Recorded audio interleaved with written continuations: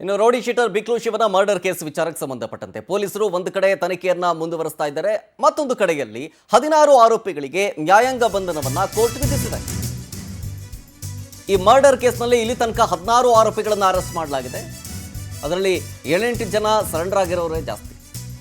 ಈಗ ಇಷ್ಟು ಆರೋಪಿಗಳಿಗೆ 16 ಆರೋಪಿಗಳಿಗೆ ಆಗಸ್ಟ್ 4ನೇ ತಾರೀಕಿನ ತನಕ ನ್ಯಾಯಾಂಗ ಬಂಧನವನ್ನು ವಿಧಿಸಿದೆ. ಈ ಕೇಸು ಸಿಐಡಿಗೆ ಟ್ರಾನ್ಸ್ಫರ್ ಆಗ್ತಾ ಇದ್ದಂತೆ ಆರೋಪಿಗಳಿಗೆ ಜೈಲಾಗಿದೆ, ನ್ಯಾಯಾಂಗ ಬಂಧನ ಆಗಿದೆ. ಇಲ್ಲಿ ತನಕ 16 ಆರೋಪಿಗಳನ್ನು ಅರೆಸ್ಟ್ ಮಾಡಿರೋದು.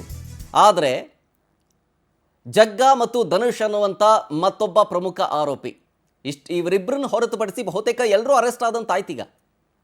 ಆದರೆ ನೋಡಿ, ಜಗ್ಗ ಎಲ್ಲಿದ್ದಾನೆ ಗೊತ್ತಿಲ್ಲ. ಈ ಜಗ್ಗ ಇದನ್ನಲ್ಲ, ಮಹಾನ್ ಕಿಲಾಡಿ ಈತ.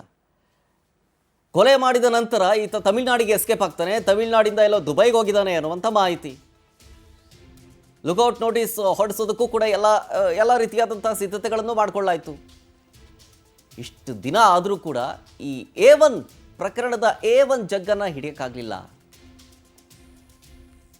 ಇಲ್ಲಿ ತನಕ ನೋಡಿ, ಕಿರಣ್, ವಿಮಲ್ ರಾಜ್, ಪ್ರದೀಪ್, ಮದನ್, ಸ್ಯಾಮ್ಯುಯಲ್, ಅರುಣ್ ಕುಮಾರ್, ನವೀನ್ ಕುಮಾರ್, ನರಸಿಂಹ, ಮುರುಗೇಶ್, ಸುದರ್ಶನ್, ಅವಿನಾಶ್, ಶಿವ, ಮನೋಜ್, ಪ್ರಸಾದ್, ಪ್ಯಾಟ್ರಿಕ್, ಕಿರಣ್ ಎಲ್ಲರೂ ಸೇರಿ 16 ಜನ ಆರೋಪಿಗಳನ್ನು ಈಗ ನ್ಯಾಯಾಂಗ ಬಂಧನಕ್ಕೆ ವಿಧಿಸಲಾಗಿದೆ ಕೋರ್ಟು.